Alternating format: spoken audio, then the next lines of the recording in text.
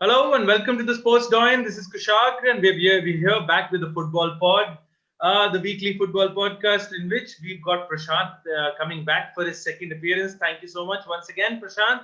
Thank you Hope for you having did me. once again welcome you in better circumstances. Pratmesh, Anurag, and Sushil talking about that. I think everyone on this pod is either pissed off or just massively down over the weekend. What just happened over the weekend? So I'll just start very quickly with Liverpool versus City because, or rather, I'll actually mention the more important results over the weekend. So City went to Anfield and won quite convincingly. They won 4-1. But I Yeah, felt the scoreline probably didn't reflect the match. At least not the first 70 minutes until Alisson decided that he wanted to finish the title race in February itself. United, as ever, defensive frailties, showing their weaknesses, showing the lack of mentality that a team really needs to possess if they don't want to be champions, and that's exactly what they have in Noodles. Conceding a 95th minute equalizer in a 94-minute game, just not being able to take care of the ball in the final possession and conceding a equalizer from Dominic Calvert-Lewin, which allowed Everton to draw 3-all at Old Trafford. Arsenal losing at Villa, conceding very early an Ollie Watkins goal, and yeah, then, to be very honest, not really troubling Emi Martinez in one of the two matches against his former team this season, and Aston Villa running out 1-0 winners, which really helps them in their top seven, top eight charge that they may have. Chelsea versus Spurs. Spurs are pretty Spurs-like under Jose Mourinho. Very, very uninspiring. So mind-numbingly boring to watch. And their fake four press that they do, in which the player actually runs up to the other player and 10 yards before he starts already stopping and he knows he's yeah, going to turn back and go. So yeah, all of that, Chelsea sort of, even though it was a 1-0 victory, I don't think Chelsea were yeah. under pressure up until the last 15 Yeah, and I think after that, beyond that, The Sheffield win was good. Actually, they played better in that game. yeah. Beyond that, of course, as well. Thomas Tuchel has actually had a good start to the season. I'm happy Vijay is not here because he would have gone after me after that last pod, if you guys remember. Soucek's Yeah, red might be, threats he's gotten. First of all, a wrong decision to give him a red card. But I absolutely don't get the fact that why do football fans that's horrible. or Yeah, any fans have to go so over the top and start chastising people, baying for their lives. You may not really realize how serious those statements are when you're making it out of frustration, but you don't know what kind of an impact it can have on an individual, on their family, on their loved ones, on their kids. So really, guys, I mean, grow up. It's in the end, it's a game, it's get a a sport. life. Yeah. It's a sport, it's a game. I won't go so far as that, but seriously, man, I mean, this is too much. It is, bro. It I is mean, too see, much. in a sense, I would say one of the Anurag, to defense get to a this, life, I they're always literally find on hell any bent on group. taking a life. It's ridiculous, isn't it? No, bro. One of the major I still keep people see. I understand it is wrong, but there is no but to it. It is wrong and it There's ends no there. There but. is no Yeah. but to it. Absolutely, it ends there. And I think That's that's my the point. right notion for us to start. And I'd like a quick word just from Anurag and Sushil on that, because I think the two of you can wrap that up, and then we can start with the fixtures from Pratmesh and Prashant onwards. Anurag and Sushil, Anurag has had his little word on that. Sushil, first of all, Mike Dean. I'm not saying he brings it on himself, but he is really poor when it comes to decision making, isn't he? Yeah, I think about the whole incident itself. Both of those things are wrong. They're wrong Yes. in their own spheres, Yeah. right? Mike Dean is a horrible referee, and what happened to Mike Dean is also horrible. And those two things are independent. You don't need to, justify one using the other. About the first thing, I don't get these referees sometimes, man. They're just Yeah, man. so. Uh, It's like they they want to are be the headline after the match. exactly, Yeah. and that accusation's been made of him repeatedly, So many right? times. You've seen the way he And gives a red card and then he yeah, becomes exactly. Yeah. channel. It's ridiculous. I was reading something because there was an article about the whole incident, and apparently it started off with something about Mike Dean during a referee's, holiday or something. He stepped out onto the roof through the window, and then got locked onto the roof by another referee. And there was some absurd story. Anyway, that's not related to this, so let's not digress. Mike Dean is really funny, is a deal, because I have seen so many videos of Mike Dean, entering the football pitch and making some funny gestures. Like he tries to be center of attention in so many ways. Yeah, and some people are like that, and it's stupid. It's ridiculous. In my opinion, you should do a proper psychological analysis of the guy before you let him be a referee, because honestly, looking at that, it's required. About what happened after that, and he's asked for some time away from football because of the abuse he had to suffer. I think what Anurag said is on point. People need to get a life, but it's not just in football. You see people saying all sorts of shit about anything they dislike. In all spheres of life. Yeah, and it's horrible. People don't have anything better to do, but honestly, it's just something that is now part and parcel of our lives. So I don't know what you can really do about it. Either you can leave Twitter, or you can maybe try and manage it, if develop a thicker skin. But not everyone can, and not everyone can take that level of abuse, and nobody should be needed to. Yeah. So yeah, I think those are my 2 cents on it. I hope he recovers from this, and hopefully he'll come back a better referee. Yeah. Yeah, absolutely. And that's a nice note for us to probably end the topic there. I mean, guys, once again, do not forget, it's just a game, and there are ups and downs for everyone. There are human elements to the game, and stop. KD, just a small point to add. Yeah. This is a small point to add.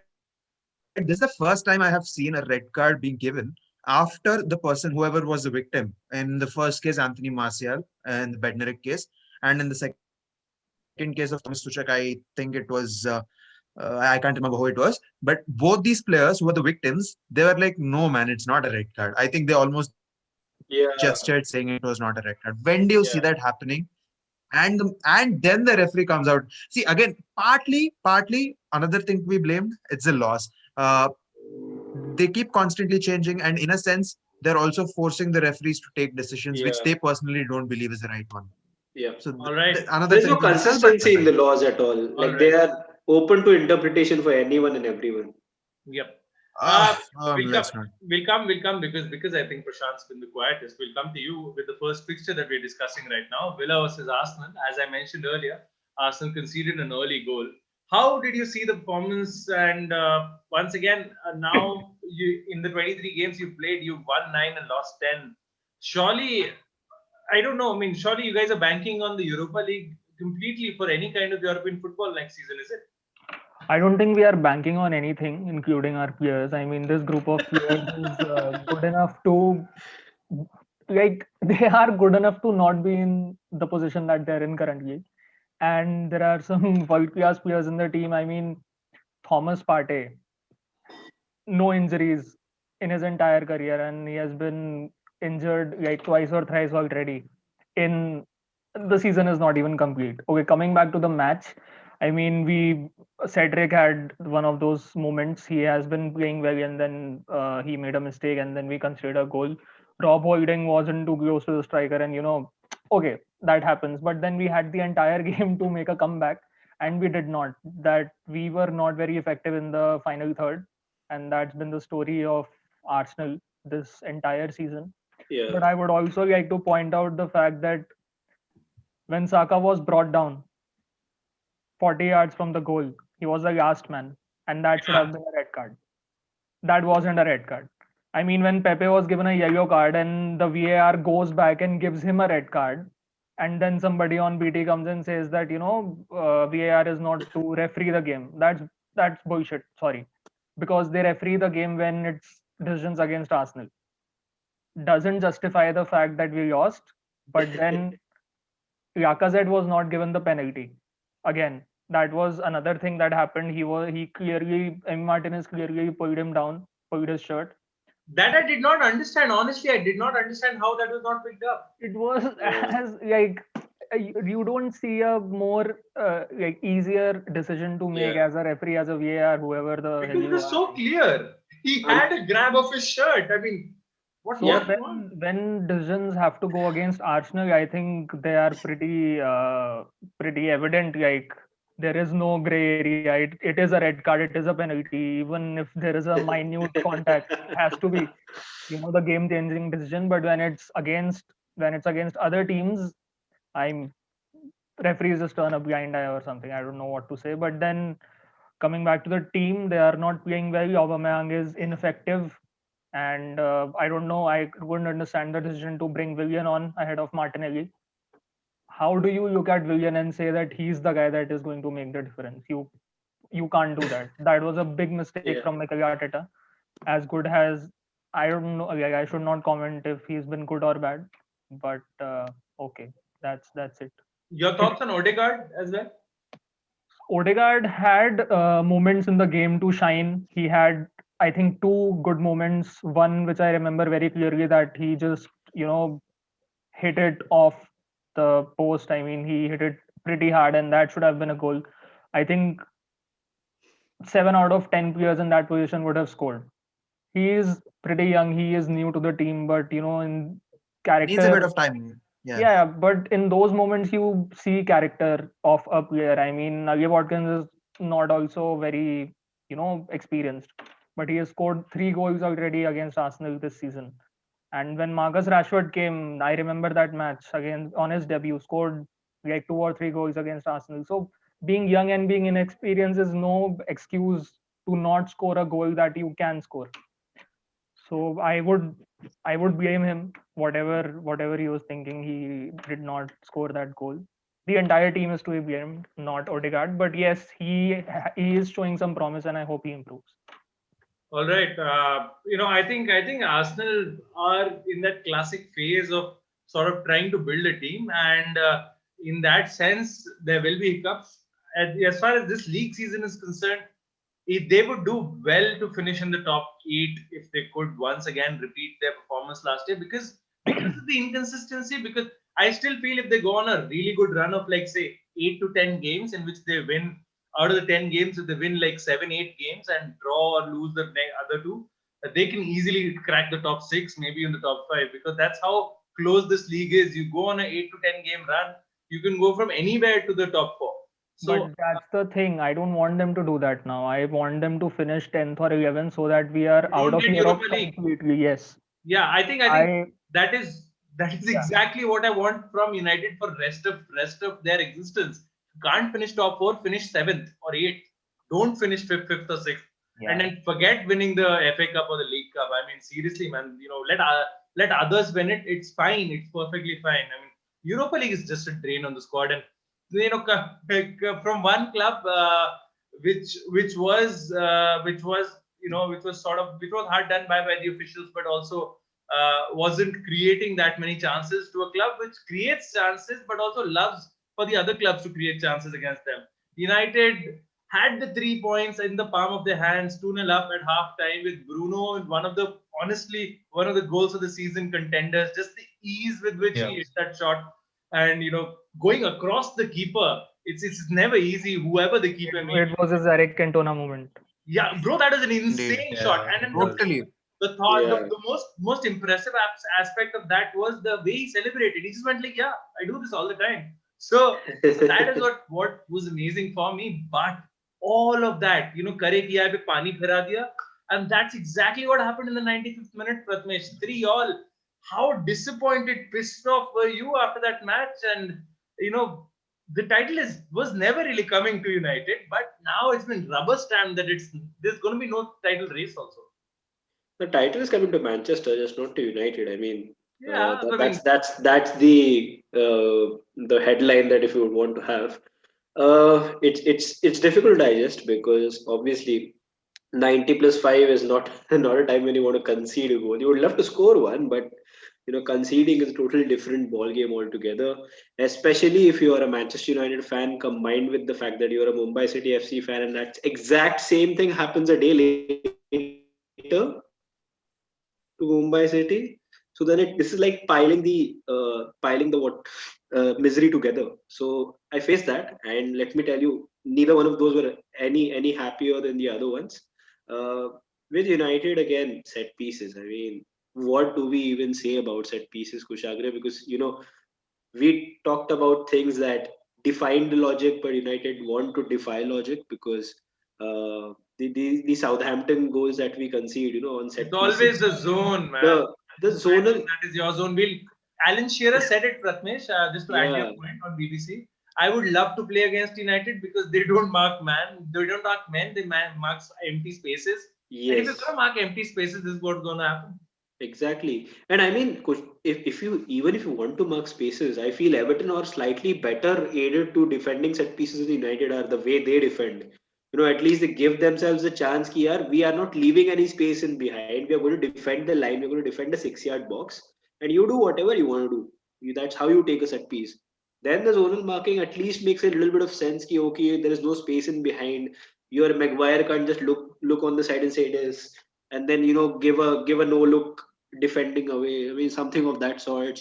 When players like Lindelof are not going to win physical battles, more or less, so it doesn't make sense when you don't have the players to do it.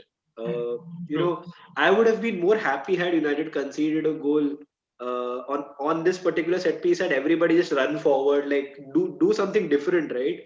At least that would have made a little more sense. Ki, yaar, chalo kuch dusra try kiya and it didn't work out.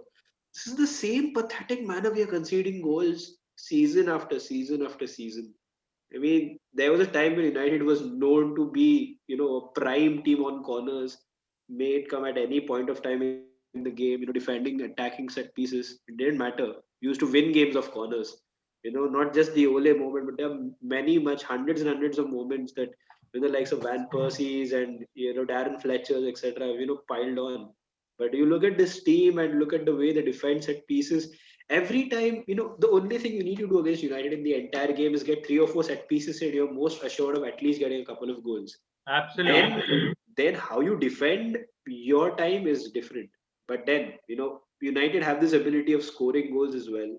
You look at Bruno and the nonchalance with which he scores goals, he creates goals. Yes, there is this accusation that he's not a big game player, maybe, but there are still a lot of big games yet to come for him to decide on that.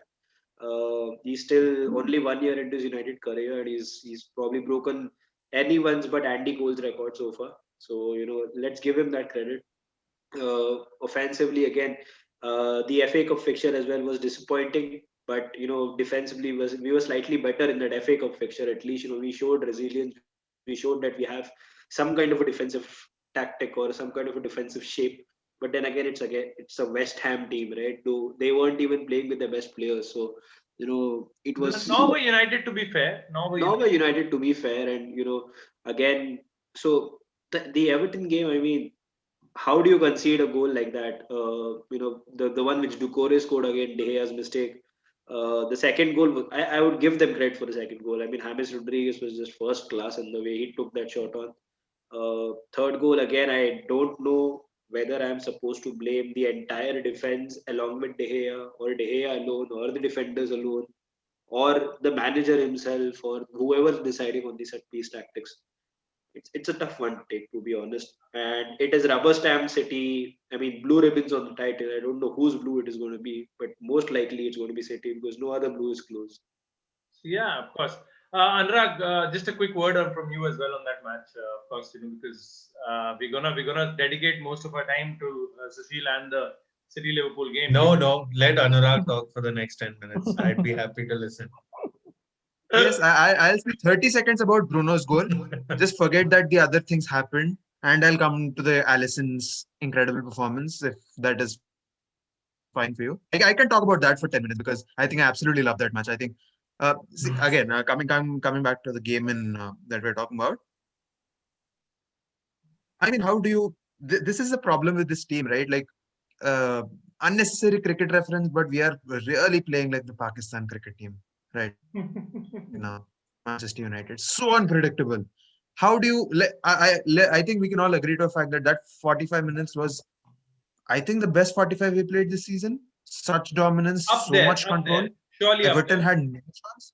Up there, up there. Yeah, maybe a bit of recency effect, yes, but definitely up there. And then what happens? It's slump. And Prathamesh did mention that the second goal was fine, but I think I have a big problem with that as well. I think where if you look at where Fred was at that point in time, he was Yeah, sort of he's sort of supposed to be with James Rodriguez, yeah, and he left him. I don't know, unnecessary acrobat. His leg was somewhere here to try and stop that. He totally lost control of his man, and the goal went in. It's again, we can keep talking about the mistakes that happened. It was incredibly disappointing the way that final goal went in. Yes, but and the most bizarre, most disappointing thing is Bruno produces a moment like that, which the moment it was scored, I think everyone, from the way the goal went in, the way he celebrated, everything was so reminiscent of that goal Cantona scored. The next 30 minutes I was not yeah, watching the football. I was watching it, but I was just like, ah man, this is so brilliant. It's heavenly. And then we came yeah. roaring, crashing back onto the earth with whatever It happened. was heavenly in a way. I mean, 15 if you're an minutes. Everton fan, It was brilliant, but it's Manchester United for you right now. And again, see, I don't agree with the fact that being slow is has anything to do with the incompetence of our centre backs. See, if the centre backs are slow, at best, what happens? Their average positioning is a little more deeper, so that they're not too forward when there is a break happening, and they don't have to really come one on one with the pacey centre forwards or pacey forwards or wingers. Average positioning of both these players is a little as behind as it should be. It's yeah. just the reading of the game which is so bad. I think I really think in their pace has anything to do with the goals that they've conceded. It was just the stupidity in a sense. And Lindelof, even in the West Ham game, I think had there been better players in West Ham to convert, I think Lindelof himself provided two good chances, like very, very good scoring chances. Had that been Mane or Salah, I think that was going in definitely. Don't say And we Mane were or like Salah all right catching now, our heads. Anurag. It's not working for them. Salah is. I would Same. maybe Salah give is the top Bro, Salah is scorer the too. most What are you clinical saying? finisher in the Salah is Premier League or genuinely on in the form. Premier League. It's I think Mane these guys would Mane, He's the yeah. most clinical player. yeah. He's the most clinical finisher. I mean, that's in that sense, I mean it. That's a perfect So segue, isn't it? again, yeah, that's all I wanted to say. It's more about the incompetence and the stupidity of the defenders which Yeah. causes, and also David De Gea. I don't know what goes on, what's going on in his mind. Is it time up? I don't know. I don't I really like looked at going Dean on and saying it, Henderson. even if So it is time up. Let's see. Dean Henderson All in the right, West Ham game go was on. top class, by the way. I mean, dealing in the box, he was really good. I liked the way he moved. All right. So lads, we come to the game of the weekend, of course. Liverpool taking on City. Sushil, the match started. The match started in decent pedal for you guys. I felt Liverpool were matching City for the intensity, and Liverpool were matching City for the attacks. But then again, the goal that the goal that Manchester City scored. I don't know if you can have that many complaints there because that is quintessentially a Manchester City goal, isn't it? Like going to the byline, cutting it back for the midfield, on-rushing midfielder. But prior to that, the penalty that Sterling won, it was Sterling, wasn't it? It was Sterling, Yeah. right? The penalty that he wins. I just want a word from you on Trent Alexander-Arnold.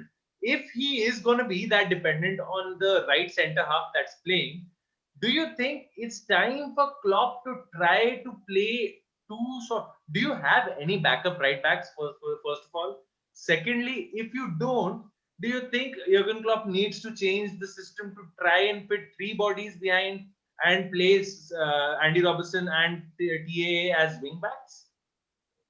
I Lovely mean, question.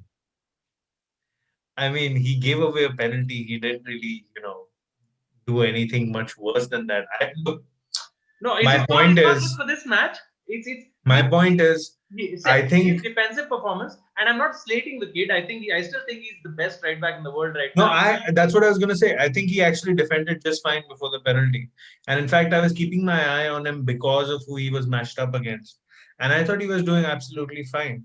I think the penalty was obviously poor, but I think if I had to pin the blame on anyone for that game, Brent would not be the person I'd be Of blaming. course not. Alisson. We'll come to Alisson, but I think no. But short answer, no. I wouldn't change anything about the way he's being played or the position he's being played in, or Robertson for that matter. In fact, I think Robertson is superior to him defensively, so Yeah, definitely. definitely no changes to him. Uh, I think one thing that Trent could improve on, and I think we'll discuss the match in detail now. But one thing that Trent does need to uh, get into his head is he really needs to tone it down near the box, inside the box. And I think Fabinho actually has the same tendencies, partially because he plays in CDM originally. He has this tendency to go in for the lunge when it's probably not required, wherein you still have defensive cover, you don't really need to make that tackle. So that's something maybe it'll come with age, but we'll find out. All right. As far as the midfield was concerned, uh, where do you guys go from here? Because you are in the run of really tough fixtures. I think you guys play Leicester next, isn't it? Mm, Leicester mm. away, and you've got the Merseyside derby also after that the next weekend. Oh, I'm looking forward to that game. Yeah. In between you've got RB Leipzig as well. So Mm. it's a tough couple of weeks for Liverpool. How are you looking at that, and what are your expectations from the team? So I think in terms of the next few weeks, look, it's difficult to say, right? Because if you remember the discussion we had last time on the podcast, where we were like, if we had this podcast 2 days ago, we'd be talking about Yeah. Liverpool coming back up. I don't know if that's still the situation because this loss was pretty, it's Pretty heartbreaking in a decisive. lot of ways. Yeah, exactly, and it puts to end any talk of the title this season, right? Yeah, Which is something I think Robertson had also mentioned before the game. I don't know if yeah, that had seeped in already, but I think uh, the good thing is City and I think United would be the only two teams that I would be really worried about in terms of uh, Burnley and Brighton. The losses were kind of shocks, right? Yeah. Whereas if you're going into these games, you're sort of always scared that you could lose. yeah, So in that sense, three of those four games are done for the season. Um, I believe Liverpool should use the rest of the season to try and qualify for top four and maybe get some semblance of form back. That would be my priority, and go as deep as you can into the Champions League. So, out of all those games that you mentioned, for me, the Leipzig game is actually the most important. Um, I would be fine with a draw. Uh, I would be fine with a draw for you know the game against Leicester or one of those two games. But we definitely need to get some wins under our belt to get into form again. All right. Just a brief word from myself on Mo Salah. I think fantastic performance by him. I know all he scored was a penalty, but yeah, keep his goal scoring form in a team that has almost lost all its warriors around him is actually a testament to his mentality and testament to his talent and caliber. And for that must be appreciated, but also massive kudos to Manchester City. I think they were deserved winners. They were probably yeah, not. You guys may actually be surprised that we've not really mentioned Alisson as much, because to an extent the first mistake can happen. As I was saying this on another channel as well, what disappointed me more was the second mistake, because yeah. you can make a mistake, but the second mistake showed that he had not recovered mentally from the first mistake, and that's something Liverpool fans won't expect I out of the think number one. I think there was a lot riding on this game for a lot of the players in that squad, particularly because it was sort of a indictment of what's gone wrong this season. Yeah, With Alisson, I can totally understand what's going through his head after that first mistake. You suddenly start thinking about things like, oh, I think I just cost my team the title, and yeah, things yeah, like that creep in really fast. And even though he's a really great player, he's one of the best keepers in the world. I think anyone is vulnerable to thoughts yeah, like that. So, if this is a long-term decline and it's a long-term problem, then it's probably worth discussing. But I think he cost us that game. But I don't think that That's an has issue. affected his standing at the club. it's Yeah, a one-off. It's a one-off. It happens It, sometimes. it's a It's one-off. okay. Yeah, I would agree with Pratnesh there as well. Yeah, Uh, I think that about sums it up. Prashant, I just want a quick word from you on the Spurs seesaw that is there. They lost convincingly 1-0 to Chelsea, but then they won 2-0 against West Brom as well. So just a brief word on, because those guys are your biggest rivals. I don't think they're going to make the top four at all. I don't think that team with Jose's tactics is going to break the top four. But do you think they're still They catching? don't have to. See, Tottenham beating West Brom, I would say what others said to Arsenal when they beat them, that they're a bottom level team and it doesn't matter if you beat them. Yeah, They're So playing it, City this weekend. yeah, yeah, so that remains like it remains to be seen what happens in that game. But yeah. see, with Tottenham, I honestly, as the season started, I was pretty scared that they are going to be relentless this season. They are going to perform exceedingly well, but that died out really fast. But And then you that's realize it. who their manager was. Yeah, and that's it. That's all there is to the Spurs story. No matter what manager they bring in, no matter what they do, Harry Kane is a world-class striker. I mean, Song and Harry Jung-Min Kane, Son, Harry Kane, yeah. the most lethal two-man combination in the Premier League and probably in Europe. Okay, In Europe, yeah. they are still Tottenham Hotspurs. So no, nothing can change that, and Yeah, nothing is ever going to change that. They talk about the power shift, but they were never in the competition. I yeah. mean, I am just heartbroken after the performance of my team. Still, I don't care what Spurs are doing because they're just irrelevant. Prashant said Tottenham's day is coming back. You Yes. should be happy about It it. could, it could happen, because I think Spurs can implode, and that's what generally uses teams do. But okay, we'll move on. And just the last word that I love that no one is happy here. No one is Not, happy. No it's one's not just happy. me today. Nobody. is Everyone is sharing the misery, and on that note, I think we'll call it. We'll call it. Just a small thing. One of my dream scenario was when Liverpool were obviously not in the best of the run and City had not picked up as yet. One of my dream scenarios was United finishing first and Tottenham Hotspur finishing sixth, so that there would be the little bit of that 1-6 poetic. 6-1. I know that's not happening, but 2-7 is still possible, and I'm still gonna take the piss out of them, and I'm so very happy. 2-7 can Yes, 2-7 can very well happen, man. All right. yeah, So I think on that long-term note from Anurag, we'll yeah. call it a day here. Thank you so much, gents, for joining me. Pratmesh, Prashant, Sushil, and of course Anurag. Hope to see the all of you there with us next weekend as well. Guys, do check out the Sports Doyen. We've got some very very very nice videos up on the website. Sorry, on the YouTube channel. Do check out the website as well. Some really nice articles, as Pratmesh is himself mentioning. We've gotten some traction on the website, so thank you so much to all of you for that. Do keep checking it out. We're there on Insta, Facebook, Twitter, LinkedIn, everywhere, so do check out our socials. This is me, Kushagra, signing off from the Football Pod, and let's hope we all have a reason to smile next week.